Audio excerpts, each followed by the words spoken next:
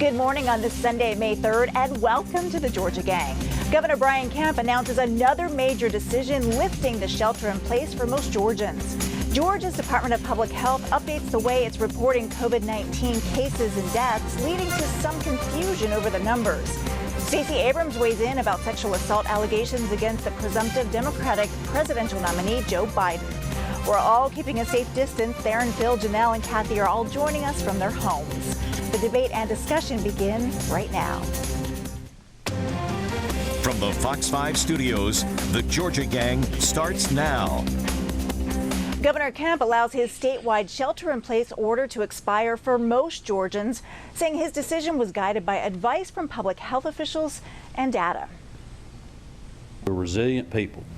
We got to trust our citizens and our businesses and our parents to adapt and figure out ways to work this out to protect their kids and protect their customers and their employees, but also deal with the virus. Governor Kemp made it clear his latest announcement does not mean it's a return to normal. We're still asking Georgians to social distance. Georgia's public health state of emergency will extend until June 12th, and with it, the shelter-in-place order for the elderly and medically fragile. Bars, nightclubs, public swimming pools, and amusement parks must remain closed through May 13th. Businesses that are open, including hair salons, restaurants, and nail salons, must continue to adhere to the state's social distancing and sanitation rules. Some critics of the decision to lift the shelter-in-place showed up at the state capitol in hearses to protest. Democrats also expressed concerns. And so we're asking the governor to do is to maintain a shelter in place, change your course, and start to move in a direction that respects science.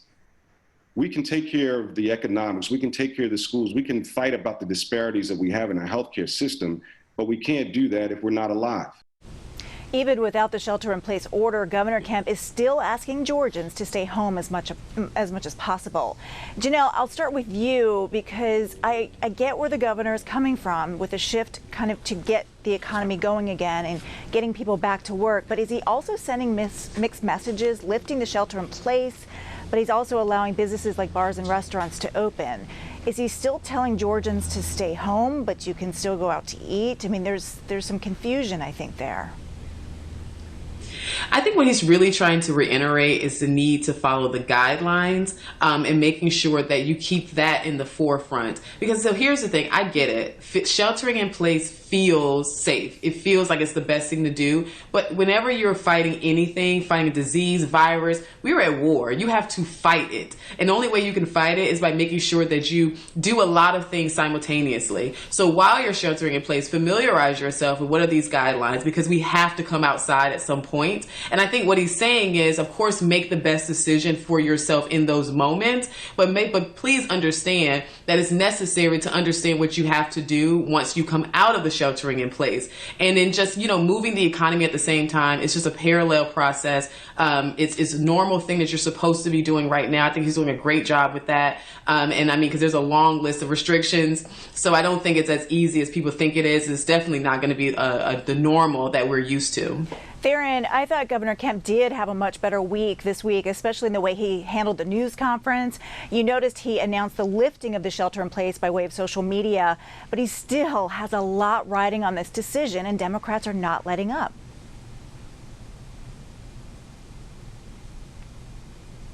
Are we losing Theron? Phil, do you want to address that? Yeah, or Kathy, go ahead, because we'll talk about Democrats. Yeah, well, so, I hate to see that this is politicized, but it is. But what's really interesting in the polling that came out this week is that a large majority of Georgians across the political spectrum are very concerned about the governor's approach here and are not feeling particularly secure about lifting the shelter in place. And so I think that that's something that the governor really has to heed. I actually didn't think he had as good a week as he could have, because he kind of diverged in his press conference and took out after some media. And I think this Trump-light behavior is not becoming. And here in Georgia, we expect a little bit more bipartisanship from our governors than what we're seeing here. So, I think he has to be very, very careful. I think he has to really model good leadership, and we're not quite there yet with him. We'll go over to Phil. We have Theron back, but let's go over to Phil to address that. Okay, well, I think that the governor felt it was the right time because you have the virus hospitalizations are significantly down now, which is good news. I think that the ventilator use, for example, is at an all-time low. You've got, I think, more testing centers that have come up the last week, which was good, although I think they need more. And the governor, rightly so, wants to get the economy moving again. Those of us who remember 2009, 2010 recession, that was a horrible time in terms of people having bankruptcies and losing their jobs and losing homes. And so I think it's a delicate balance. And I do think it was a bit of an overreach to extend the emergency declaration into June. I didn't fully understand that. There's some legal implications and problems, and some companies that are relying on people 65 and over are going to have problems. But I think we all agree it relies on common sense, but it is a joke to say that a governor, has to be more bipartisan in Georgia. I don't remember that in the long string of Democrat governors. I do think you're governor of all the people, I will say that, but the attacks from the Democrats are really hitting sometimes below the belt. Theron, weigh in on that. I mean, no matter what the governor does, he's going to get criticism, and he knows that. Absolutely. The governor knows that he's going to get criticism, and I think he's prepared for it. And you're right, he had a different tone and posture this week. And so I want to sort of also focus on something that I think that Janelle said, which is very important, is that as we continue to evolve and get back into a new norm, we've definitely got to make sure we take this self-responsibility. But it's totally fine for Democrats and Republicans to voice their opposition with this decision with the governor. But I think ultimately, Lori, the governor knows that he's all in. He can't turn back now. This is going to have a lot of political implications on his reelection, but I think that he feels that he's made the right choice. Phil, I want to go back to you because I want to talk about some of these political implications. We had 2 polls come out this week, one from the University of Georgia, another one that was leaked from the House Republican caucus that showed that perhaps Republicans are in trouble over this issue. Can you weigh in on that? Sure. I think regular viewers know that ever since 2016, I've been very skeptical of most polling because it's very difficult to poll, and I don't have much faith in private polls. I know the GOP poll was leaked. I do think in terms of what the U.S. Senate race looks like, I think that you would look at Kelly Loeffler taking a hit, the incumbent U.S. Senator, over her stock issue that she's defending herself on. I'm not surprised that her polling is down. You don't have to even look at a poll to realize she has to climb upward. I think that it's too early, I think all 4 of us would agree that it's a lifetime when it comes to a November election or even the June 9th primary, the partisan primary. Kathy, I know you're not one to advise Republican candidates, but if they tie themselves too much to the president right now, and that could change, are they hurting themselves? I think it's awfully risky. I don't see an upside to it. And again, I'm sort of with Phil. Polling, you've got to kind of take with a grain of salt these days. You always should, but even more now, just because it's difficult to execute a good poll. But you can see the trends, and they're not trending well for Republicans here or across the country. And clearly, people are concerned. And again, we're in a really extraordinary time here in this country, and certainly in this state.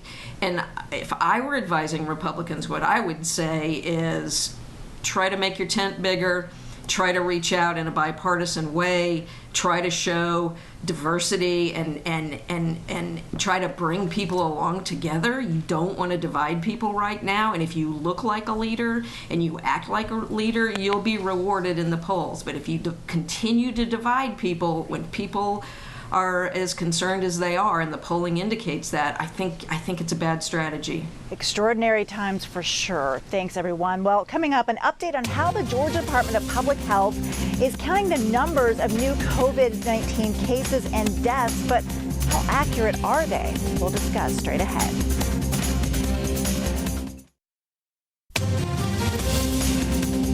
Have a question or comment for the Georgia Gang? Email them at georgiagang@foxtv.com. If you visited the Georgia Department of Public Health's website this week, you may have noticed a huge change in the dashboard that shows COVID-19 data. Janelle, I want to start with you. Let me ask you about the change. There are more charts and graphs, but are we getting more information? At times, the numbers of deaths reported actually decreased after only a couple of hours. I mean, this isn't easy because the state is waiting on confirmations from testing, but if your data isn't necessarily correct or is constantly changing, how can the governor make major decisions based on this data? Well, I think we have to expect the data to constantly change over time, especially because there's more testing going on. There's more ways to get tested. I do understand that according to Dr. Toomey, they've made it much easier as well to request a test and be tested as well. So I know that's going to definitely affect the numbers. I did notice the dashboard has changed as well. And to my knowledge, I think that it's just based on them wanting to make sure that it's as easy and accurate to read. It appears that I know before with the old dashboard was fine for me, but a lot of the questions that were coming from reporters and just people in general was really alarming as it relates to the data. So I think what they're doing is just trying to make sure that it is easier to read and easier to understand. But to the point, I think it's very important to understand that the numbers and the amounts of cases is going to continue to rise. People are going to continue to die, unfortunately. That is what we can expect because it is a virus. However, what we really need to pay attention to is if there's going to be any new hotspots. I know I said that last week as well, but I really want to drill that in, is that we need to look for hotspots. If there aren't any new hotspots arising, then we can count that the data is based on testing, which is a good thing. Theron, how should Georgians trust this data? I think we got to be sort of cautiously optimistic that it's going to be accurate going forward. I mean, even the governor weeks ago sort of said publicly that he had concerns about the data, particularly the model. And it has just been so many inconsistencies. I mean, you look at the reporting this week, it's been one number, then and we look back, it's another number. And let me just say this. I think that the governor is going to be judged on what the data reveals. We know if and when we get the second peak, which a lot of people are saying is going to come when the flu season is amongst us, is really going to be what did the data say. And also we have sort of a lag as well in the data, so we're not getting real-time numbers. And so again, I'm just cautiously optimistic that the data that we're receiving now and in the future is accurate. Phil, the CDC this weekend is randomly testing people in Fulton County and DeKalb County for antibodies. If they knock on your door, will you let them in? No, I'm going to tell them, too bad, so sad, goodbye. The government wanting somebody's DNA and putting it in a data bank, gee, what could go wrong? Plenty could go wrong. I think that this is a needless gesture. It's government overreach. If people want to give blood, they can voluntarily give blood. If Fulton and DeKalb County wanted to do this, they could do it through social media or through emails. But I have questions. What are they going to do with this blood after it's tested? Do you want your children's blood tested? What's going to happen to it? They never answer those questions. Kathy, they did similar testing in New York, and the data showed about 1 in 5 people there have been exposed to the coronavirus. If we're seeing similar patterns here in Georgia, wouldn't that give us some hope? Oh, I don't know if it would give us hope or not. I think what we need is more information to find out, exactly what the level of exposure has been. There's lots of concerns about people who are asymptomatic. I think, when we go back and do the, 10th inning wrap up of this epidemic in a few years, I think one of the things we're going to learn is that we've really done a poor job of executing on basic public health principles. And even with this experiment that they're doing in DeKalb and Fulton with the blood tests, just require a lot more communication to make people feel secure that, their personal information, their DNA is going to be protected forever. I suspect that they've put those protections into place, but they haven't done a great job of communicating that information. Always over communicate. That's right, Kathy. I want to just ask all of you, did anybody go out to the hair salon, the barbershop? Anybody go out to eat this week? No. Nope. Okay, No, I did. Okay. Well, I could say something on that. I could definitely speak on that.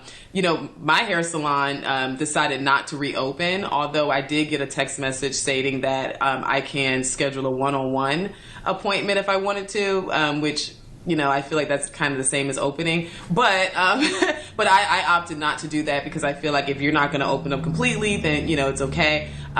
So no, I didn't get my hair done. I'm still doing it myself. Hope it looks great. It does. I need a haircut, but I'm getting there. I'm just not there yet. So, all right. Well, coming up, Stacey Abrams weighs in on sexual assault allegations against former Vice President Joe Biden. We'll discuss straight ahead. Join the discussion on the Georgia Gang Facebook page and watch past episodes on the Georgia Gang YouTube channel. According to statements and interviews this week, Stacey Abrams says she believes Joe Biden. The former vice president broke his silence Friday morning on allegations he sexually assaulted an aide when he was a senator back in 1993. These are accusations he strongly denies. Kathy, I'll start with you on this. Is this a difficult issue for Democratic women involved in the Me Too movement who say women need to be heard and believed?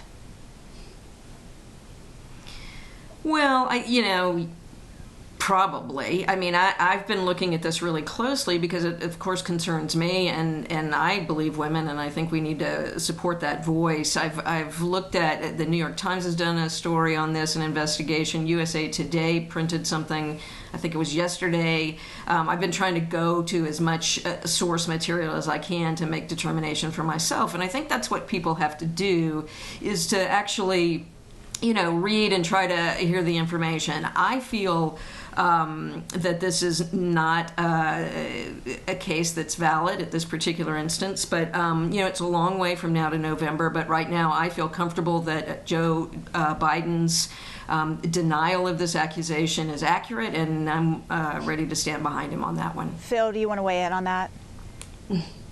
Well, Joe Biden, unfortunately, probably can't remember half of the things that have been going on. I worry about his state of mental health. But the overriding issue here is due process.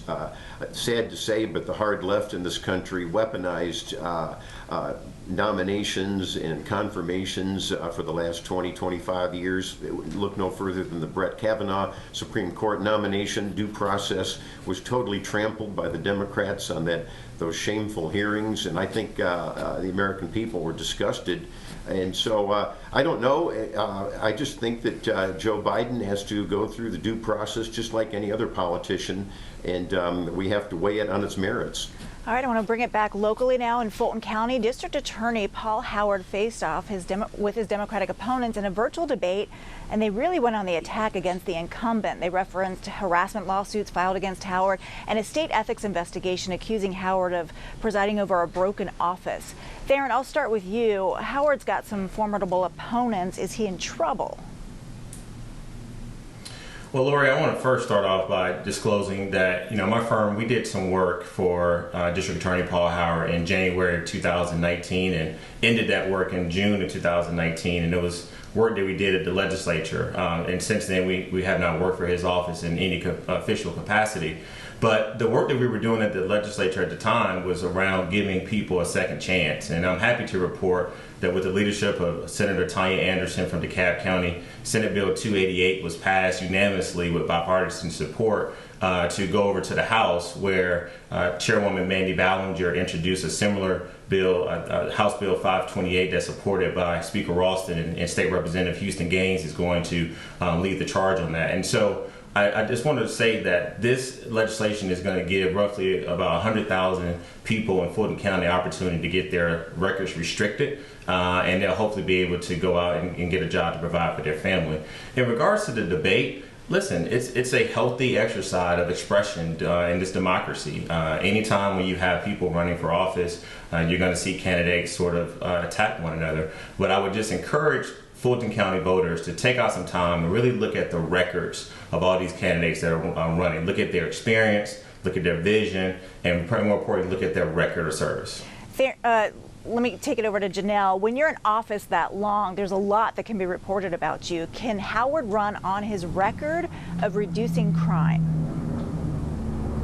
Yeah, absolutely. I think he can run on that. But you know what? Here's the thing. This is what happens with incumbents in general. You become the attack. It's all attacks on you because you're the incumbent and because you do have a record. I don't have a dog in the fight, and when it comes to this at all. However, I personally am in support of term limits. I don't think it's because the incumbent or those who are in power for a long period of time is now incapable of doing what they're doing or doing their job. I just think that it's always good to bring in fresh blood, new ideas, and kind of keep things moving. And that's just my opinion of it. However, if you're the new blood and you're not willing or able to bring up or bring about anything that's actually going to benefit the Fulton County, I think that you need to put it back in the hands of the incumbent. But I'm not surprised at all. I mean, this is what happens. You like I said, you go after the incumbent. Well, let's talk about the election because Georgia's Secretary of State says that more than 1 million Georgia voters have requested absentee ballots for the recently moved primary, which will now be on June 9th. The question is, how many will actually mail in their ballots once they're received? What do you think, Kathy? Oh, I think they're going to vote. I think we're going to see that number of 1 million go up. Fulton County is significantly behind. They unfortunately had the death of a poll employee. I'm sorry, I botched that a little bit, and another person in that office. It's been a significantly difficult time for them. And so once they get those processed, we're going to see even more. And I think it says a lot for Democrats. Right now, the numbers kind of split down the middle, but once we see those Fulton County ballot requests get kind of pushed in and filtered through, I think you're going to see a real lift in Democrats seeking to vote, and that doesn't bode well, as we've discussed earlier, for incumbents on the Republican side. Phil, real quickly, last word on that. Well, what Kathy didn't tell you is that the absentee ballot requests are running way ahead, with Republicans requesting far more ballots. They've requested 52% of the ballots. People over 65 are the big ones that are doing it. And Kathy is right about Fulton County. I'm very worried. They're about 110,000 behind in sending their ballots out. They're trying to process the ballots and get them out, and it's been a real problem. All right, final word there. Thank you. Well, coming up, we'll have winners and losers, everyone. Stay tuned.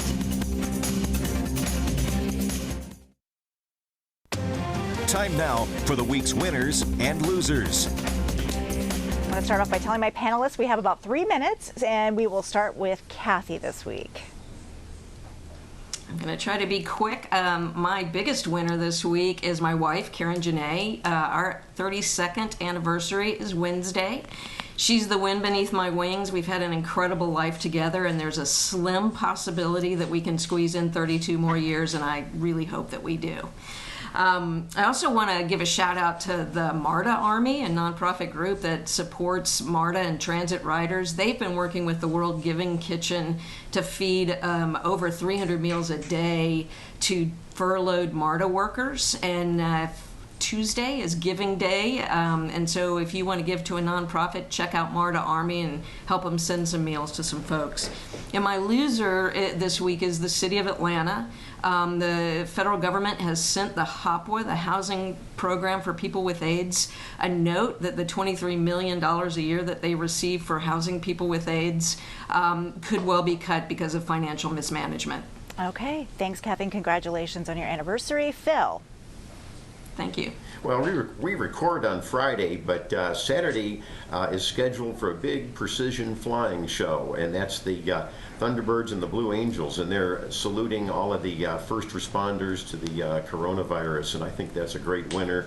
And a great salute. And my loser, there's still 3 years going, a federal corruption probe into Atlanta City Hall. The latest target is former Mayor Kasim Reed's CFO, James Beard. The feds are going after his bank records. And so I'm still predicting more indictments to come in this sorry chapter.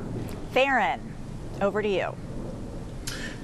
All right, my first winner is going to be Mr. Hamilton Bohannon. Unfortunately, we lost him this week at the age of 78, but he's a famous R&B singer, Atlanta native, great alpha man, and Clark Atlanta graduate, so definitely want to send my condolences to his family.